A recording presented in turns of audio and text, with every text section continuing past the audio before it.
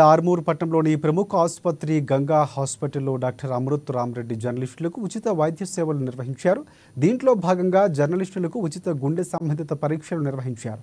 గతంలోనూ రక్త పరీక్షలతో పాటు జర్నలిస్టులకు ఈసీజీ 2D ఈకో వైద్య పరీక్షలు నిర్వహిస్తున్నామని చెప్పారు. అనునిత్యం ప్రజల మధ్యన ఉంటూ ప్రజల సమస్యలను పరిష్కరించి వార్తలు అందించే జర్నలిస్టులకు గంగా హాస్పిటల్ ఆధ్వర్యంలో వైద్య సేవలు అందించడం ఆనందంగా ఉందని డాక్టర్ అమృత్ రామరెడ్డి తెలిపారు.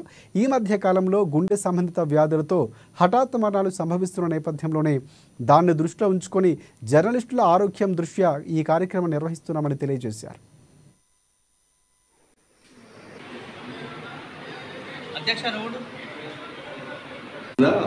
మన ఆర్మూర్ ప్రాంత జర్నలిస్ట్ మిత్రులందరికీ కొన్ని ఉచిత రక్త పరీక్షలు చేయడం జరిగింది.